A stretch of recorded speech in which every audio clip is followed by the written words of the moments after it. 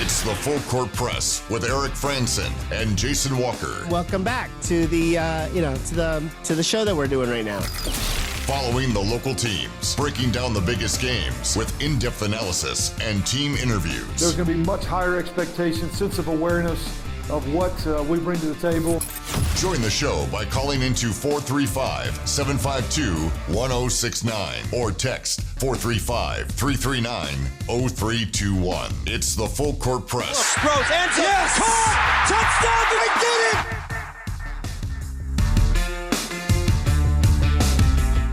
Hey, what's going on, everybody? Eric Frandsen and Jason Walker here on the Full Court Press. A very busy day today. A lot of different items in the news. Some former Utah State basketball players have a new landing spot following their former head coach. The era of Jordan Love is now going to be underway in Green Bay. By the way, also need to pass this along. Sad news. Just saw this afternoon. Former Utah State linebacker Kyle Gallagher passed away, I guess, in a victim of a tragic car accident. He was only 33 years old. Played for Utah State in 2007 through 2011. And he was part of that team that started to have a culture change at Utah State to make it a football school, and got to a bowl game before finishing his career at USU. Played alongside the likes of Bobby Wagner and Robert Turbin and those guys. But kind of sad to see that news today. Passed away. He was only 33 years old.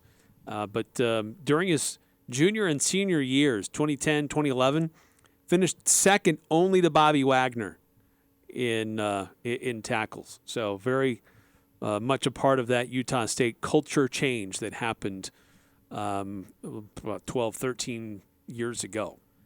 Yeah, turnarounds for programs usually end up revolving around oftentimes the coach and a handful of players. With football, sometimes you need more players. But yeah, Utah State had those in football, and they kind of had them in their most recent revival of basketball. And certainly Kyle was part of that turnaround in the 2010s. You need players like him, and it's always sad to see them go, especially that young. I'm not too far away from 33. And I'm beyond 33. Yeah, so you're safe. Yeah, no, but yeah, sad situation there. Sad news today for Aggie Nation. As we also mentioned, Max Shulga, Sean Bairstow, they put their names in the portal shortly after Ryan Odom announced he'd be leaving. Sounds like they're going to follow Ryan Odom. They announced over the weekend that they are both headed to VCU to play for Odom and try to help shore up his team as he makes the transition back to his familiar part of the country. But sad to see them go. It was pretty clear when we had Danny Sprinkle on before Ashworth, Shulga, Bairstow, before any of them announced where they were going. He seemed very clear and very on point that none of them would be coming back, because we were trying to hold out hope that maybe he could recruit them to stay, but he seemed pretty clear that wasn't going to happen, and it hasn't happened. Yeah, he wasn't even doing we hope they come back and we'd love to welcome them if they do. He was like, they're gone. And you know what? Better to understand that early so he's not wasting his time, because there's limited number of good players out there available. Yeah, well, respect him for at least being honest about that, because sometimes they'll behind the scenes know that that's happening, but put out a forward face of, hey, maybe they do come back.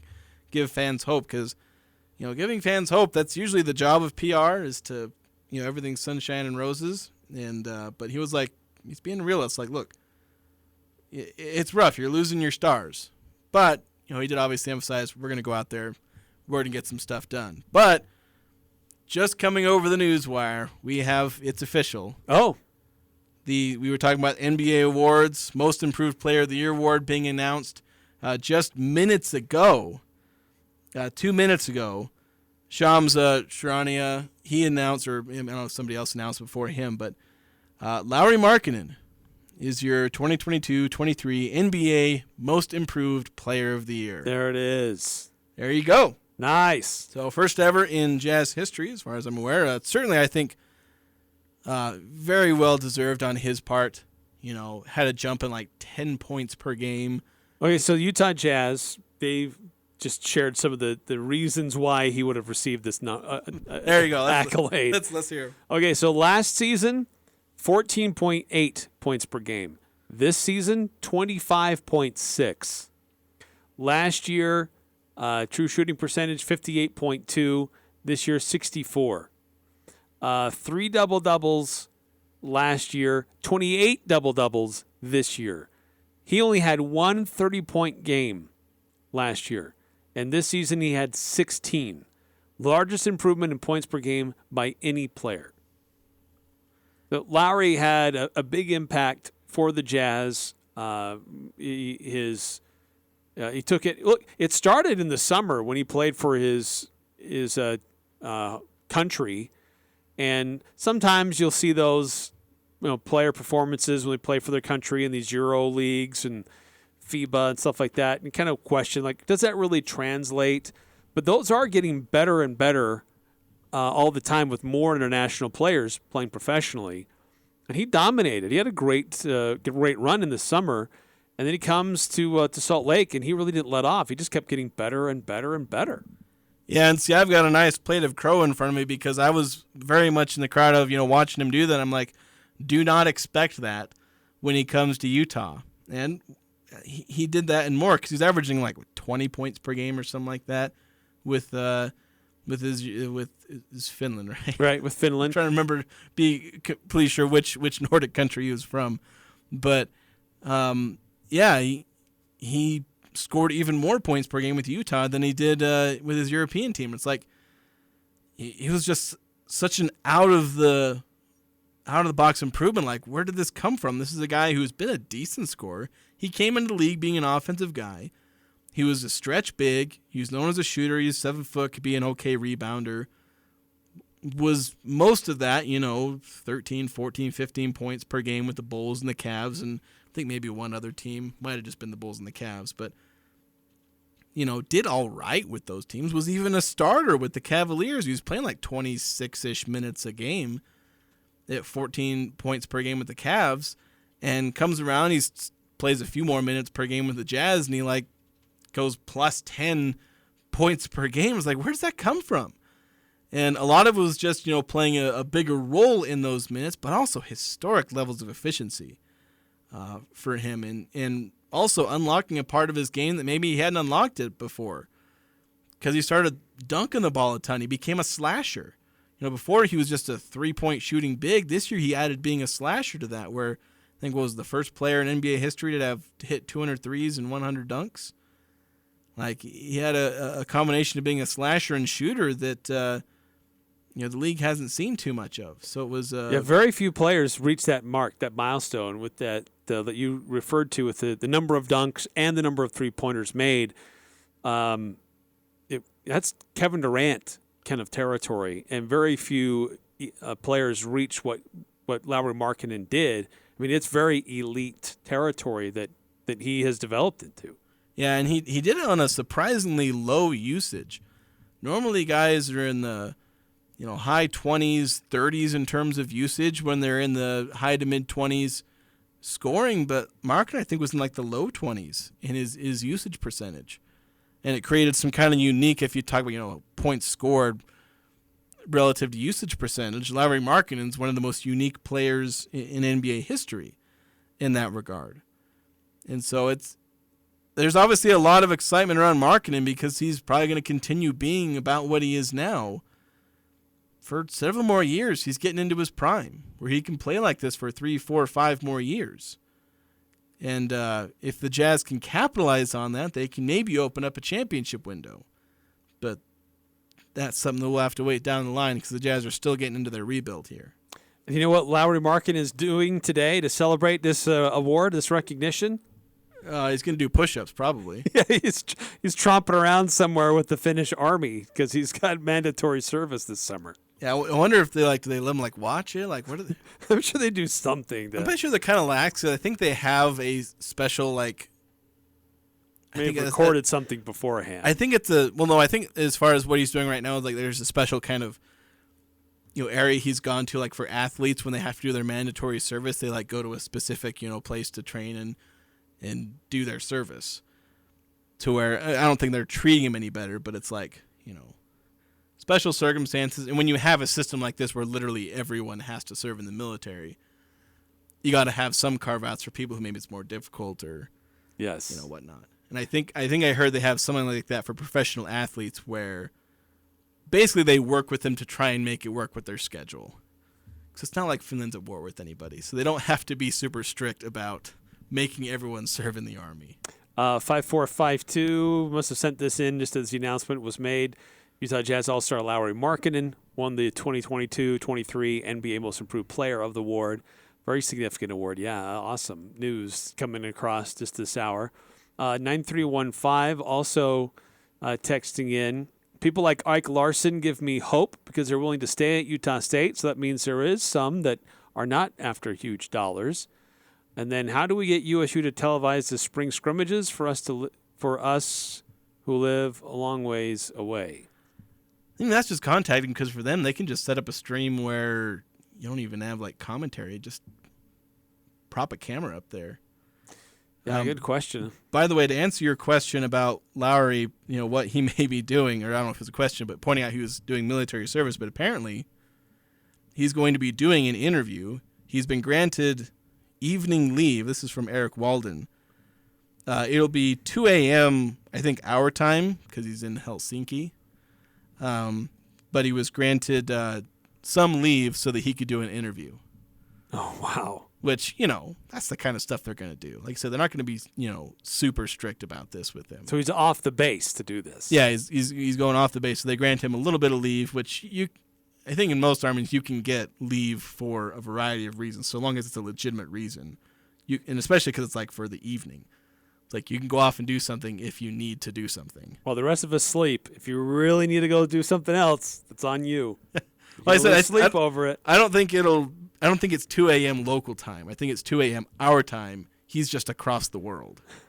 So it's 2 a.m. our time because he's, I think it's 2 a.m. in Helsinki. Is it? Yeah. Is he doing the interview right now? Lauri is doing an interview with TNT at 2 a.m. in Helsinki. He'll follow with local media on a Zoom. It's granted evening leave, so the interview is not coming from the Army base. I don't know if the question is if he's doing it right now, it might be 2 a.m. there.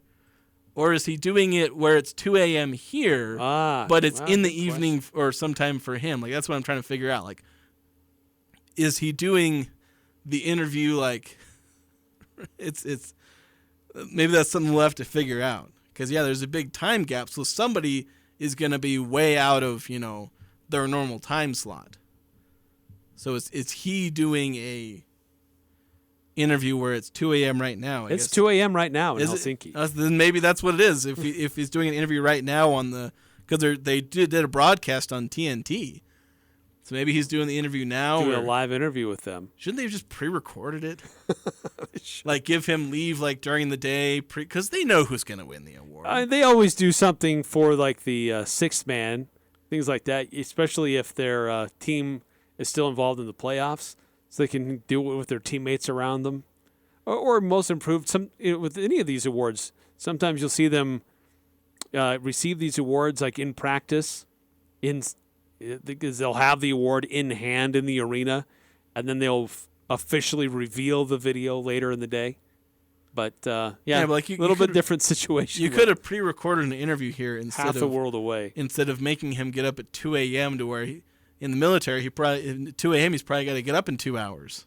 So, or maybe they just gave him a day. I guess. I guess that's the privilege for winning a major award in the NBA is you get a day off in the military. Maybe they'll let him sleep in. And then the drill sergeants or whatever they call them in Finland, they'll make him do an extra 30 push-ups. 5253. Jazz have a good player again? Guess he'll be traded during the offseason. Maybe. That's the worry is that, he's maybe a bit further along in his NBA career than maybe fits. Like if the Jazz are drafting guys this year, that are supposed to be their stars of a future championship team, it takes like 3-4 years for those guys to be championship caliber players. Like even the LeBron James, Luka Doncic, Kevin Durant, like those guys aren't championship driving players in year one. True.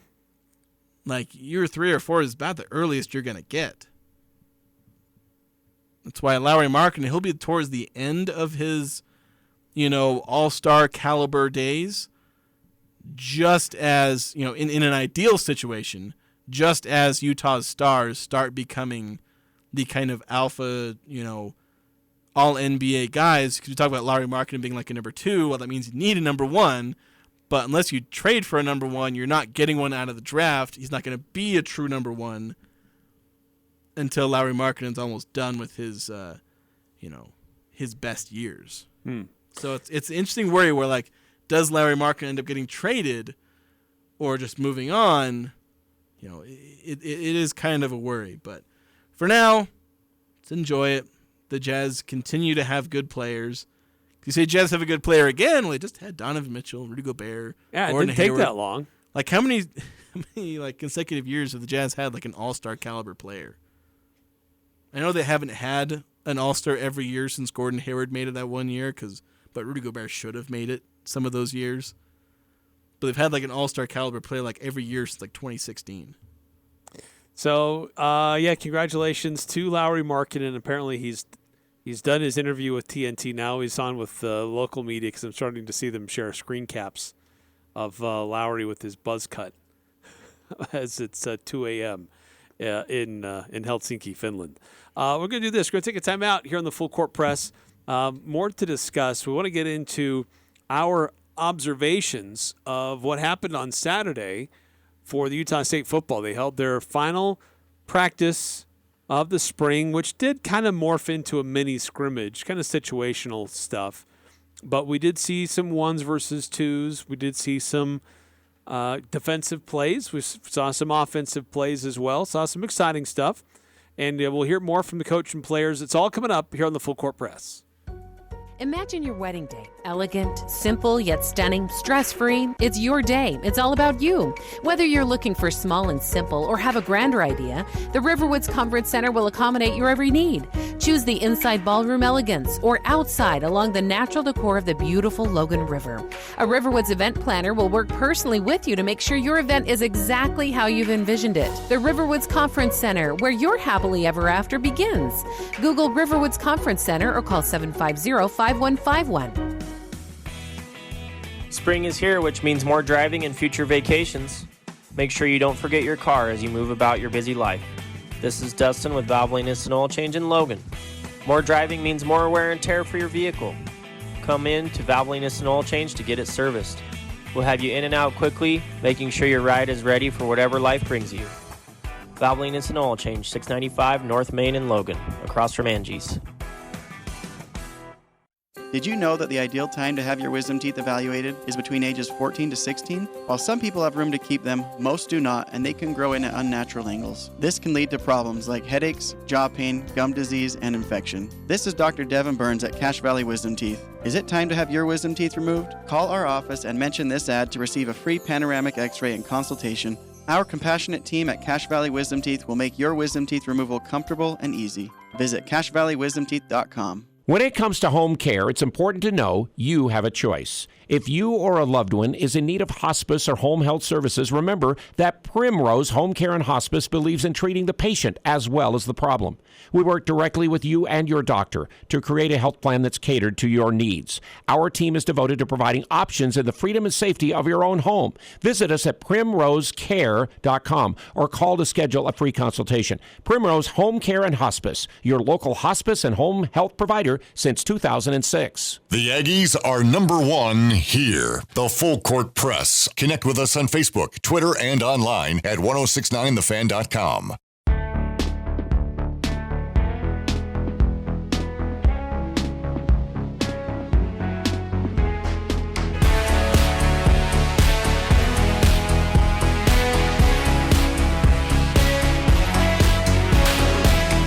Eric Frandsen, Jason Walker, and if you missed it, Lauri Markkanen did receive the Most Improved Player of the Year award announced earlier this hour.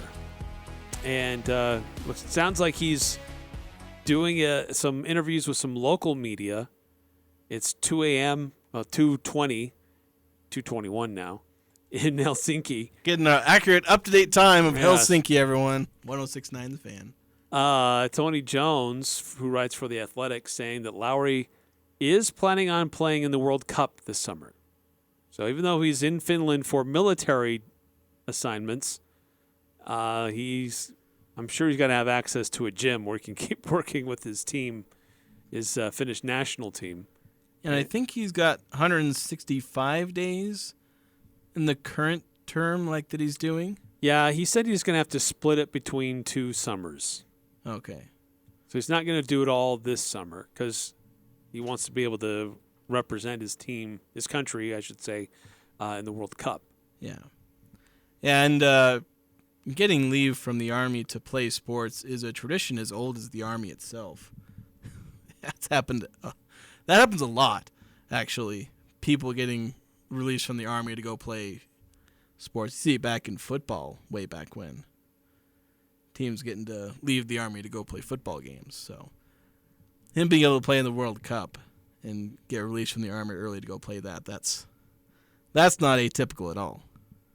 That kind of thing. Yeah. So, kind of exciting news there for Utah Jazz and fans of Lauri Markkanen.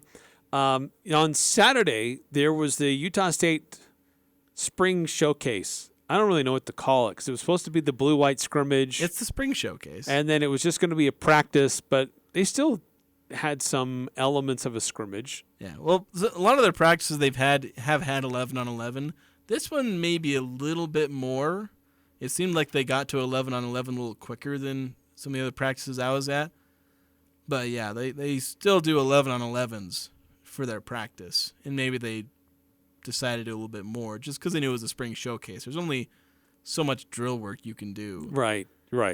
And it was situational. Like they had them line up at the 40-yard line. Yeah, I think there were only the 25. I think there were only 4 or 5 drives that actually started in what would be their own territory. Most of them were, inside the 40 drives.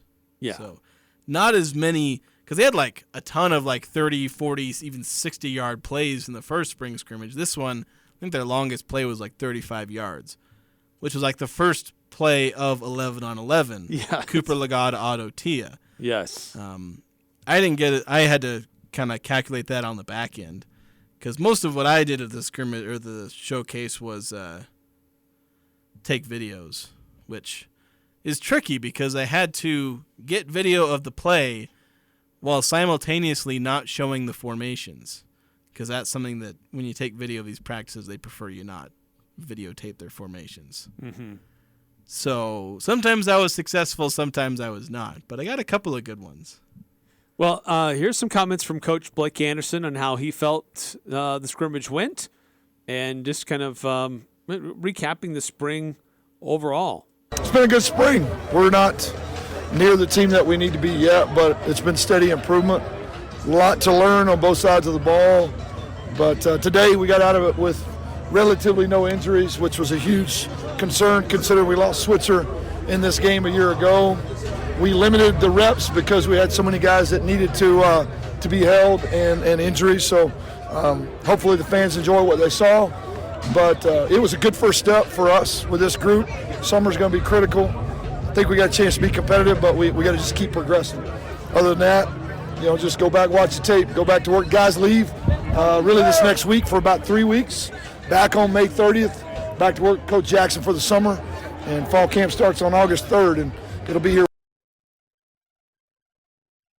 I don't know why that always cuts Some of these off. are cutting up. I was trying to give a little more time on some of these as well at the very end, but I think it's only 1 or 2 words. But yeah, this is the kind of opening statement you kind of expect, where it's just it's spring ball. There's a lot of improvements to be made. I know the defense has a lot of improvements. The defense also has a lot of guys to, one, recruit into the program, but also get healthy back. There are several players who aren't healthy enough to play right now, a lot of them on the defensive line and at linebackers. So there's improvements to be made, but there's some positives. Most of those on the offensive end.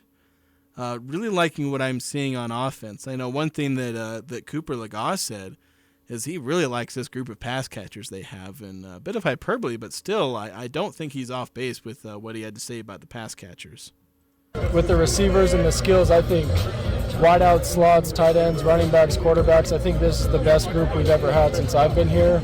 Just with I think we have solid 2 deep at wideout, solid 3 or 4 at slot, 4 really good tight ends, 3, 4 good running backs. Me and Levi can both run the offense really well, so I think our offensive skills are the best I've seen since I've been here. Hopefully you can hear him with a lot of background noise there, unfortunately. Yeah, it was funny because during one of, I think, Holly's answers, you start, especially because he's talking about transfers, it starts the song Find Me Somebody to Love, or that one. That song starts right as he's talking about transfers. It's almost a little too timely, but yeah, some music in the background. But yeah, the general point, they have some pretty good pass catchers, and that's part of the focus of my article is you look at their pass catchers. Micah Davis showing real downfield threat. A couple of 25-yard touchdowns. Mind you, it was in a situation where, short fields. That's why the 25-yarders were still a deep threat. But he had a 60-yarder in the first spring scrimmage. Talk about Otto Tia. His wasn't like a deep downfield pass. It was more of a shorter one. He took it for 35 yards. Right, he made it happen. Yeah. And then, was there another long pass? Yeah, there was, Ryder McGillivray. Yeah, he had a couple. He had a couple of, I actually got a bit of a camera angle on video of one of his touchdown catches from Cooper Legas. I think Cooper Legas was running the offense for the 1s and the 3s in this scrimmage. It was kind of weird. The other big pass play was to Will Money. Oh, yeah, that was another one. 29-yarder. Yeah, so they had some deep blown passing coverage on there. That's not why. Yeah, and that's maybe part of it. It's is the offense doing good because the defense bad, or is it because the offense is good? That's probably your one hang-up on talking about how good the offense has been. But still, they're looking pretty decent. I mean, Cooper Legas, and I think Vaughn made a good catch too. Yeah. He was active. Yeah, Terrell Vaughn has shown that he may not rack up a ton of yards per catch. In the first scrimmage and in this one, he had pretty low yards per catch. He had 7 catches for 38 yards in the first one, which isn't a great yards per catch, but 7 catches. He's getting catches, kind of a security, slot receiver, that kind of thing. The guy who could lead the team in receptions, but maybe not yards. That's really the kind of player he's being. Otto Tia, he's looking like he could be the leader in yards and touchdowns. He has really taken a big leap this year. I said Micah Davis looking like he's going to be a downfield threat. Colby Bowman making some good catches. Will Money, and then the other tight ends looking like maybe we're going to creep more and more towards having pass-catching tight ends, which I know Blake Anderson, he kind of talked about it where he began kind of talking about the tight ends, talked a little bit about Will Money. But then, he talked about how another way where he hears the chatter of the fans, where he knows that everyone's frustrated that they never passed to the tight ends, but we've seen the running backs and tight ends get more and more looks. They're kind of splitting them out with the wide receivers at times, 4 wide receiver looks will sometimes have 1 tight end in there, which actually allows them to play faster because then they can use multiple formations. You line up in a 4 wide receiver set, and then suddenly you're in a 3 wide receiver set with a tight end. You can do a run play. Yeah, and we saw a little bit of Colby Bowman active on a couple plays. He looked pretty good.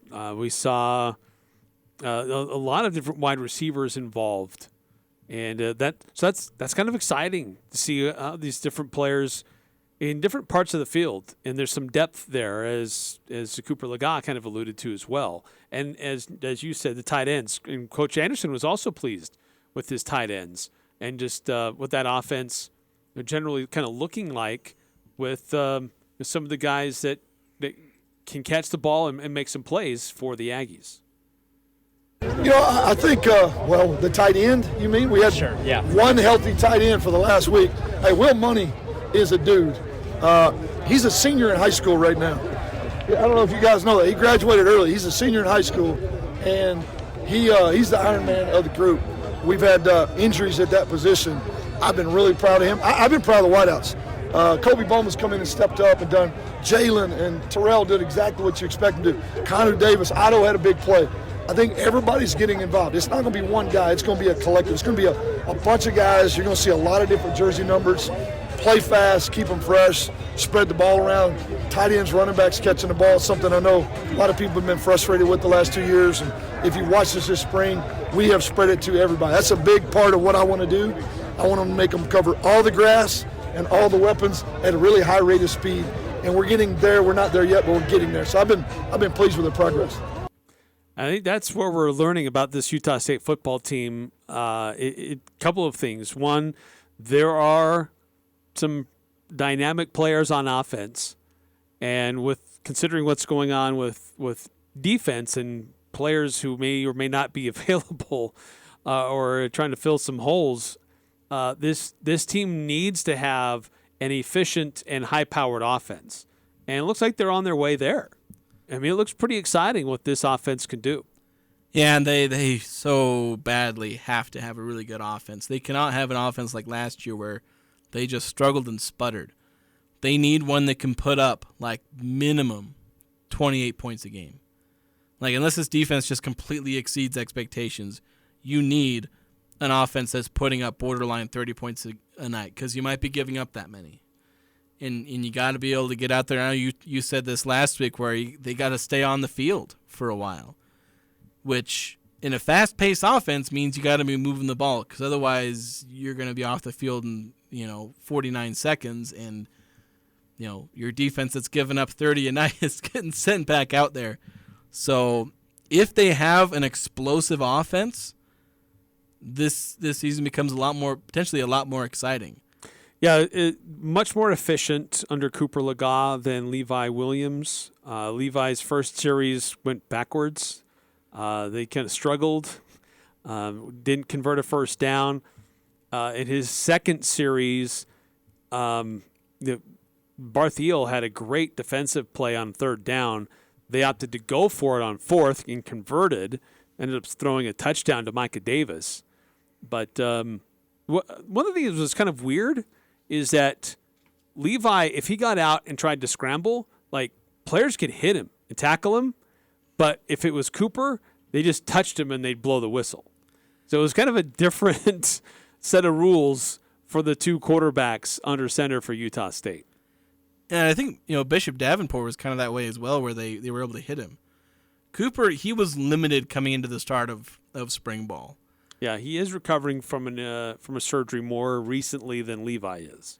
Yeah, because in the first practice that we saw, or that I was able to see, that was outdoors, he actually didn't participate in the last half of practice. Levi actually played with the ones for the last 30, 40 minutes of that practice. Which is part of why I was thinking Levi was the true backup, because he was playing with the ones when Cooper Legas was being held out.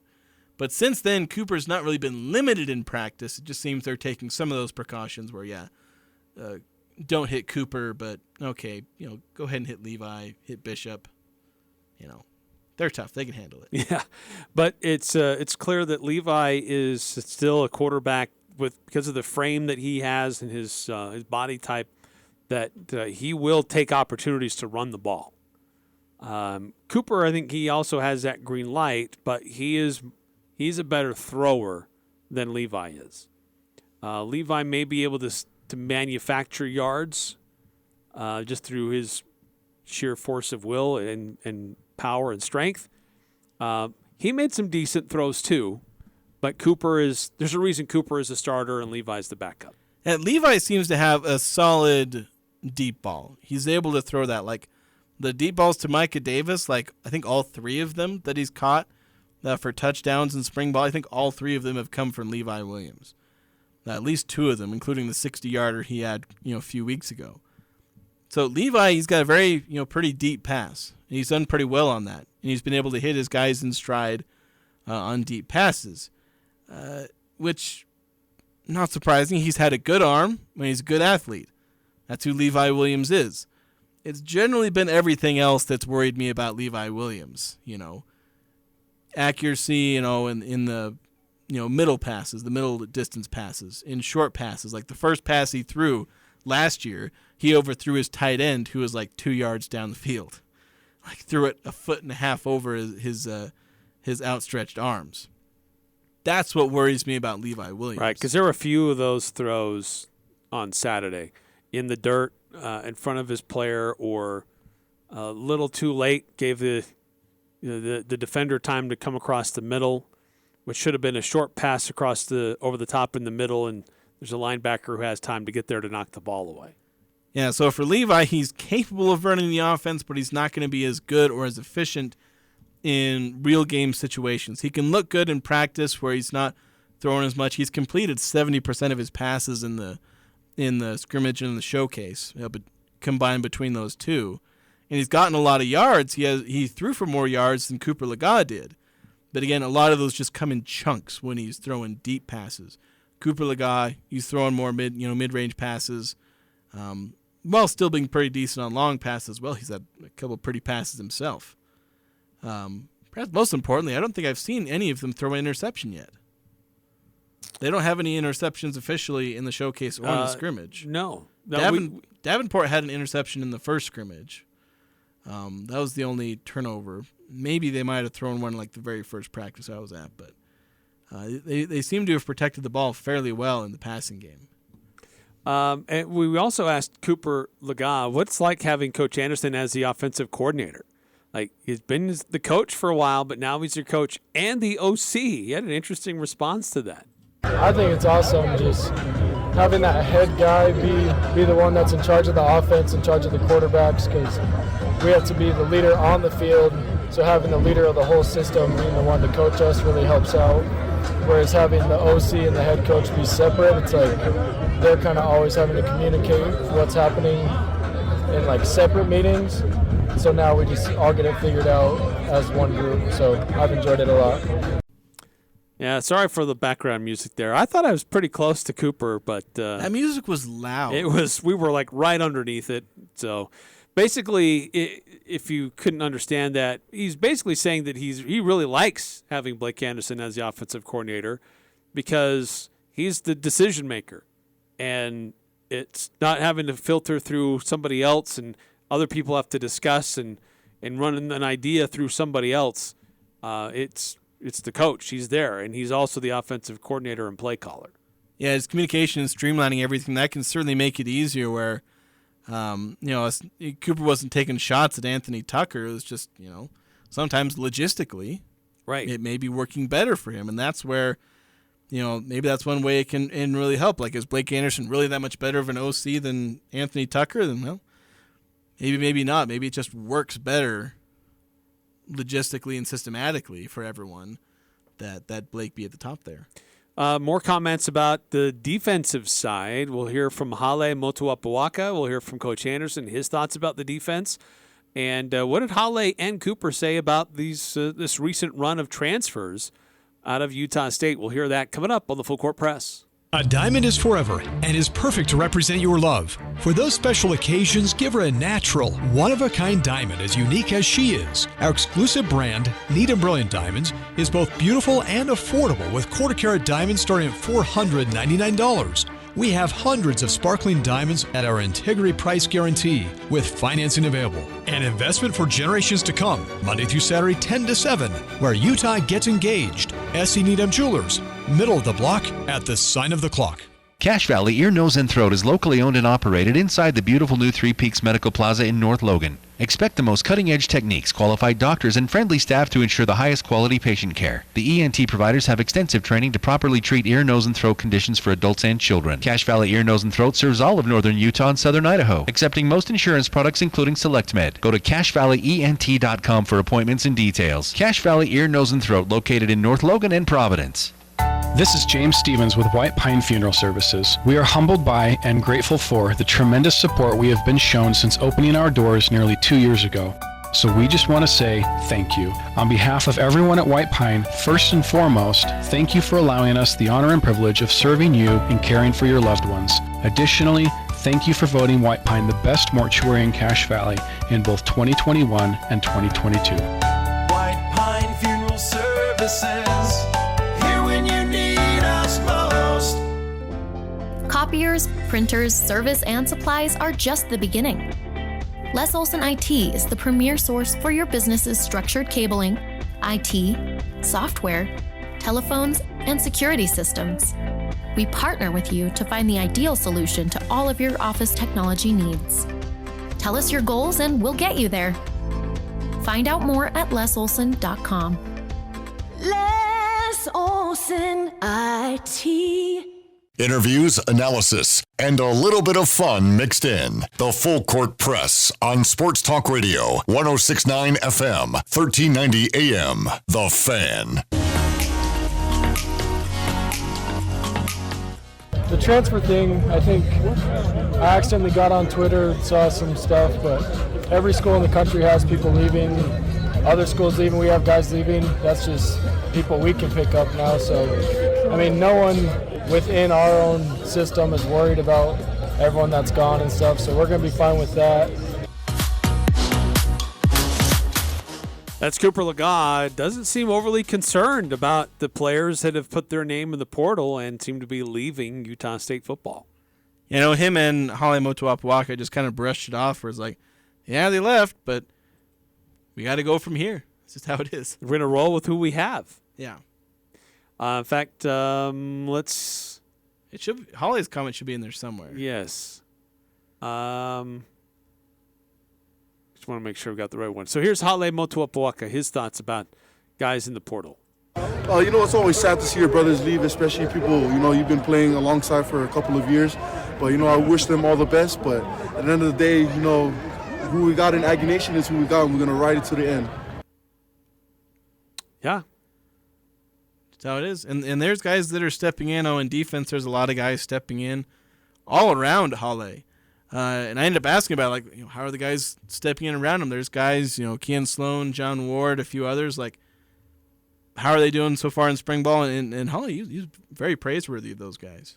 I think they did a great job. You know, like the saying goes, next man up. And especially John Ward, he's been doing a good job. You know, we had 3 really good defensive ends leave, but he did a good job starting from the offseason, being a great leader, stepping up to that role. And then, of course, Kean Sloan, he's a dynamic player, and I just can't wait for you guys to watch him this season, both of them. There you go. That's a little Queen in the background. I know. I didn't catch that. I need... It's funny because he's talking about, you know, new guys coming in, and yeah, I know Blake Anderson. He was very praiseworthy of Kean Sloan. We were talking about it after like the signing day. He was excited about him. I think he might have mentioned him. He was asked about, like, you know, what players have stood out, and I think we have that clip. But, you know, Kean Sloan was one of the guys he mentioned. But there's some guys that are stepping in that, you know, I think I put Kean Sloan and John Ward somewhere on either my newcomer or breakout articles, because they're guys that are probably going to be producing for the team this season. Now, whether or not they're just stat producers because they're the starters, or whether or not they're like all Mountain West level guys, that can change the course of Utah State's season. So we'll see how truly impactful they are. Yeah, and so one of the big question marks was, you know, what you got a new defensive coordinator, you got some new coaches on the defensive side of the ball, a lot of players on defense who are transferring out and aren't here anymore, who you were going to rely on. So how's the defense doing in trying to get caught up to speed?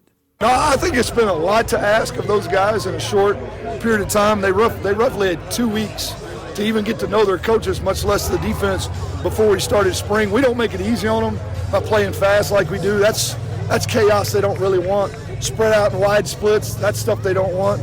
I think they're doing a good job. We have a lot of guys not practicing on defense due to surgeries and injuries, so they've been shorthanded, but they've worked really hard. They've been in the building a ton extra to get caught up. I think if they keep that kind of attitude going into the summer, I trust Joe. I've been with him for a long time. I know what he's capable of. The guys have bought in with him and Mitch. We're going to be okay. We just got to keep doing what we're doing. Yeah, and there were some players that had some good moments for the defense. As I already mentioned, Gavin Barthiel.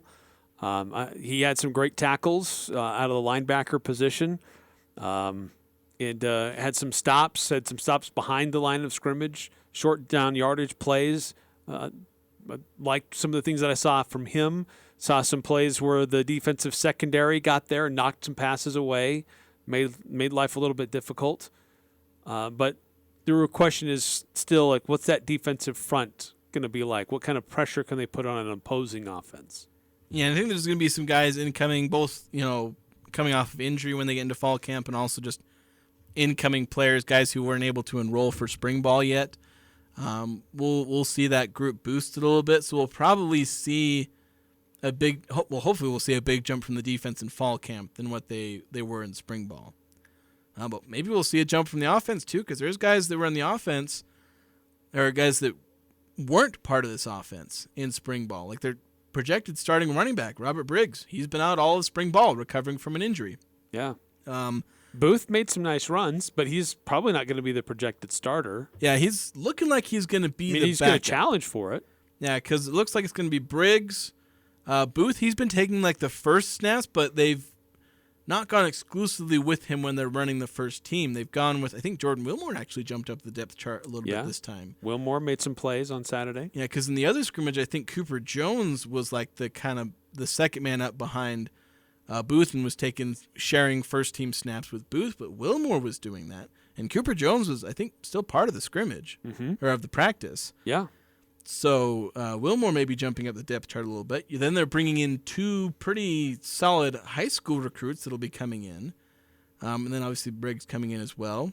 You're going to have two pretty solid, like high 3-star recruits at offensive tackle. That's a position where Utah State's a little thin is at tackle. They're bringing in two recruits that maybe they fight for a starting job as true freshmen. You're bringing in a wide receiver. I think Arcellus Johnson's still coming. I haven't heard that he's not coming. But, the old 6'5", 6'6" wide receiver, guy with huge length, will he challenge guys like Otto Tia, Colby Bowman, Micah Davis for one of those spots? There's guys that will be coming in on both sides of the ball. They're going to change the dynamic. And then at tight end, Josh Sturzer, Brock Lane, Parker Buchanan, Isaiah Alonso, a bunch of guys that are going to be healthy, hopefully, that will factor right back into the tight end rotation and will impact how that goes with the offense. There's going to be some things that change come fall camp that can help this team improve. 9315. Will Money is a cool name if he can get some touchdowns. Just think of the puns. Yeah, there you go. Oh, they were going up in the press box. Oh, were they? On the scrimmage. I was down on the concourse level. I didn't even go to check. I knew that you and I kind of reversed roles. Usually for the scrimmage, I'm down there. Yeah, I know. I met Jake Ellis. He was going up to the press box, and we talked for a second. But I was taking videos because I'm going to make some observations, take some fun videos. It's a practice. Yeah. Have some fun. Put some stuff on social media for those who couldn't make it. So those are some of the comments from coach and players about spring ball, the scrimmage that we saw on Saturday. If you were there, I'd love to get your observations as well. Don't just rely on what we have to say. Love to hear what you observed also. 435-339-0321 here on the Full Court Press. It's that first kiss, that moment in time. Engagement season is in full swing, and Jarek's Fine Jewelry has been helping hundreds of couples find the perfect ring. If you are getting engaged, you have to come browse our collections. Sometimes you may find the perfect ring in just a minute, or we can help you custom create your own design. Oh, and with Mother's Day almost here, talk to us about designing the perfect mother's ring. Jarek's Fine Jewelry. Make it special, make it Jarek's. Rely now on a York Affinity Premium Comfort System to keep your home cool and comfortable. The new Affinity systems are smarter and more connected and more efficient than ever before, and you can cut your energy costs by as much as 50%. Call Advanced Heating and Air Conditioning, your local York dealer, to schedule a free system evaluation. Advanced Heating and Air Conditioning showroom is west of DI and online at advancedheating-ac.com. We're not comfortable until you are. Advanced Heating and Air. Don't get caught without power to your home or business. This is Tyler with Golden Spike Electric. We offer Generac backup generators to keep your home or business warm, avoiding frozen pipes, loss of valuable food, or even a flooded basement. Golden Spike Electric is certified and factory trained, so you know it will be installed right and properly maintained. Contact Golden Spike Electric so you'll never be without power again. Online at gsegenerators.com. We also service other brands, Golden Spike Electric and Generac, power you can count on. It's finally starting to feel like spring, so let Prodigy Brewing spring a delicious experience of flavor and fun into your world. Enjoy Cache Valley's juiciest burgers, tastiest nachos, flavor-filled wood-fired pizzas, and specialty craft brews. And did you know Prodigy Brewing offers an amazing brunch menu every Sunday from 10 a.m. to 4 p.m.? Whether it's lunch, dinner, or Sunday brunch, let Prodigy Brewing spring you into deliciousness. Book now for upcoming graduation parties. Prodigy Brewing, exceptional food, extraordinary service, and family-friendly on Center Street in downtown Logan. No matter what the conditions, DD Auto and Salvage can get your vehicle up and off your property. Now is the time to plan to make extra cash by calling DD Auto and Salvage and moving that old vehicle. Let them pay you for that junk vehicle. DD Auto and Salvage makes it so easy to get rid of your junker vehicles, paying you the most money possible. If you have metal, DD Auto and Salvage in Logan wants to pay you today. Call 787-1204. That's 787-1204 today. See store for details. It's the Full Court Press, weekday afternoons from 4 to 6 on Sports Talk Radio, 106.9 FM, 1390 AM. The Fan.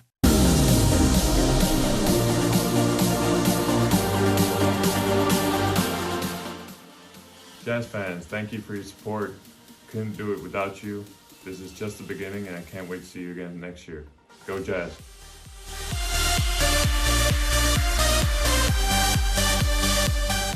Sounds so excited. Most improved player of the year, Lauri Markkanen. 2 a.m. in Helsinki, giving a shout out to the Utah Jazz. Yeah, there you go. And a very, very well-deserved award. He looks rested. He doesn't look like he's tired. Yeah, they probably treat him too well in Army. It's the Finnish Army. No offense intended for the Finnish Army. No. Yeah, but great recognition for Lauri and for the Utah Jazz. A guy who made the All-Star game last year. He was elevated to a starter. Now he's named the most improved player. This is an exciting offseason for the Utah Jazz, and we'll see what they do with it. Last couple of minutes of the show, we need to reveal Pick 6. We need to do it on Monday instead of waiting until next Thursday, right? Yeah, basically. So Jason had 3 lines, I had 3 lines, and the tiebreaker to see how well we did to try to predict what would happen for the weekend. So it started off in the NHL, Oilers at the Kings on Friday. The over-under was 6.5. Combined score was 5. You took the under, I took the over. So you're off to a good start here. Combined strikeouts on Saturday in the game between the White Sox and the Rays, specifically Dylan Cease and Shane McClanahan. The line was 10.5. Well, McClanahan had 10 himself. Cease had 5. Jeez. I took the over. You took the under. So we're tied. Donovan Mitchell points at the Knicks on Friday, his first playoff game in New York. Set the line at 31.5. You took the over. I took the under. He only scored 22. Not very good. And he didn't do well in Game 4 either. No. LeBron James points on Saturday after the whole poke the bear thing with Dylan Brooks.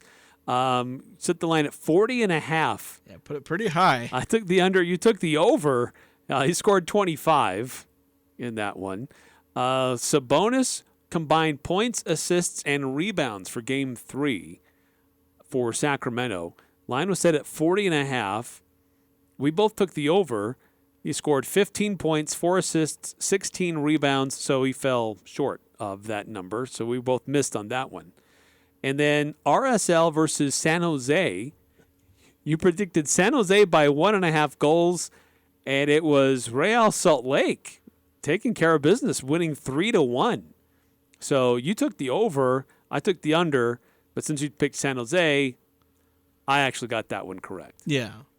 I picked San Jose State to cover 1.5. You picked RSL to cover, so you get that. Yeah, and so our tiebreaker was not necessary, but it was pick the score between the Roughnecks and the Renegades in the XFL. You weren't that far off. Roughnecks 25, that was your predicted score. Renegades 9, you predicted they'd get 20, but you were pretty close on that score. I got 1/2 of it. That should count for something. Yeah, I know I didn't do very well, especially because I was looking at the RSL game. I was like, oh, they won 3-1. Oh, okay. Maybe I shouldn't have picked San Jose to win by 1.5, but RSL doing pretty good last think last 3 games. I think they have 2 wins in their last 3 games. And talk about breaking news that happened all throughout today. RSL is reportedly making a trade. Trading Justin Merrim for a player whose name I can't pronounce. He's a forward winger on Charlotte FC. Former Rookie of the Year in the MLS. So he's like 4 or 5 years removed from that Rookie of the Year, but RSL's needed some attacking power, and they're trading a midfielder who's not getting as many minutes right now for a forward who maybe he'll get minutes at RSL. We'll see how good of a trade it is, but just more breaking news. There we go. Yeah, very, very busy day for breaking news. I know you care deeply about We got some RSL fans in the area, sure. It's like whenever you talk baseball, I start drifting off, and whenever I talk RSL, you do the same. By the way, Lauri Markkanen, 69 first-place votes, 27 second-place, and 4 third-place votes. Nice. Shea Gilgeous-Alexander, 24 first-place votes. Jalen Brunson only got 4 first-place votes. So congrats, Lauri.